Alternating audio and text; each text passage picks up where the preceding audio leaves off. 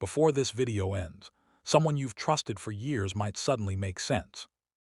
Not because you'll discover they hated you. Not because you'll catch them lying. But because you'll finally understand why every conversation with them leaves you doubting yourself, even when you walked in feeling completely sure. Here's the strange thing. The most dangerous manipulators rarely look dangerous. They don't need to shout. They don't need to threaten. They don't even need to be cruel. Instead, they quietly reshape the way you think until your own instincts start feeling less trustworthy than their opinions. And that's why manipulation is so terrifying. It doesn't steal your freedom first. It steals your confidence in yourself.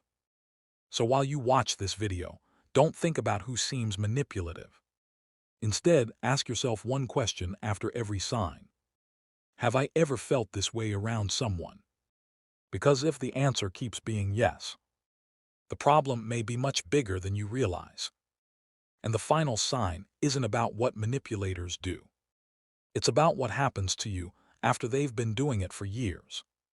The first sign sounds harmless, until it happens for the 100th time. You remember a conversation. They remember a completely different one. You bring up something that hurt you. They smile.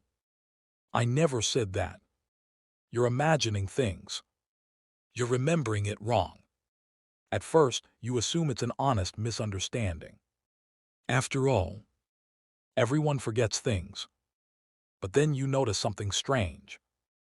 You are always the one questioning your memory. Never them. A woman once started writing down important conversations in a notebook. Not because she wanted evidence, because she was terrified she was losing her mind. Months later, she looked back through her notes. She wasn't forgetting. She had simply been told she was. That is how manipulation begins. Not by changing the truth, but by changing your relationship with it. Now comes the second sign. Their kindness never really ends, because neither does the bill. They help you once, then remind you for months. They buy you dinner, then expect loyalty. They support you, then quietly expect control. A man once described his relationship like this. Every gift felt warm until I realized I was paying for it later. That sentence says everything. Because genuine kindness leaves you feeling lighter. Manipulative kindness leaves you feeling indebted. Remember this line. Real love gives without keeping score. Manipulation never forgets the score. Now the pattern changes. And this is where many intelligent people get trapped. 1 week they're warm, funny, affectionate. The next, they're distant, cold, impossible to read. Suddenly, you're replaying everything. Did I do something? Should I apologize? Why are they different today? Here's the truth. Their mood became your responsibility. That was never supposed to happen. A young woman once admitted she checked her partner's facial expression before saying good morning. Not because she was polite, because she was trying to predict what kind of day she was allowed to have. Think about that. Her morning wasn't determined by how she felt. It depended entirely on someone else's mood. If that sounds familiar, don't rush past it. If you've already caught yourself making excuses for someone while watching this, notice that. Sometimes that instinct tells you more than any psychology book ever could. Here's something most people never hear. Manipulation often works best on deeply empathetic people. Not because they're weak, because they naturally search for reasons to forgive. While they're trying to understand everyone else, they slowly stop listening to themselves. That is exactly what a manipulator needs. The fifth sign doesn't happen in your thoughts. It happens in your body. Your heart beats faster before you even open their message. You rewrite simple texts 3 or 4 times. You rehearse harmless conversations in your head. Your shoulders tighten before you walk through the door. Your body prepares for conflict before your mind even knows why. That isn't peace. That's survival. Then something even quieter begins. Your world starts shrinking.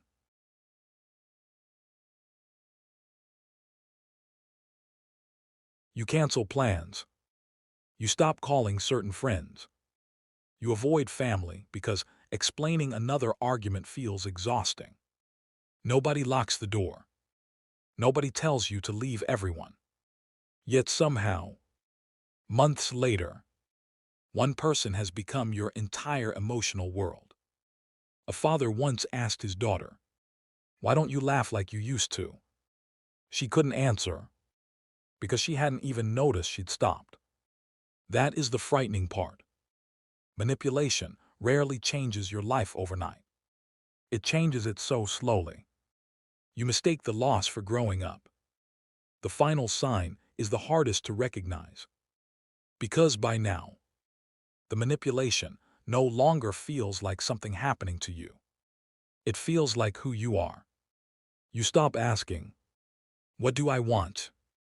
Instead, you ask, "What keeps them happy?" Then, "What avoids another argument?" Then, "Maybe my needs weren't important anyway." Read that again. That isn't compromise. That's disappearance. One day you wake up and realize something unsettling. You remember who you used to be, but you can't remember the last time you actually felt like that person. And that is the real cost of manipulation. It doesn't just steal your choices. It quietly steals your identity. So if someone came to mind while watching this, don't ignore it. Don't rush to judge them either. Just pay attention to one thing. How do you feel after every conversation? Do you feel understood? Or smaller? Do you feel peaceful? Or confused? Do you feel more like yourself? Or less? Because healthy relationships don't require you to abandon yourself just to keep them alive. And remember this: the day you trust your own mind again is the day manipulation starts losing. Not because they changed, because you finally stopped seeing yourself through their eyes.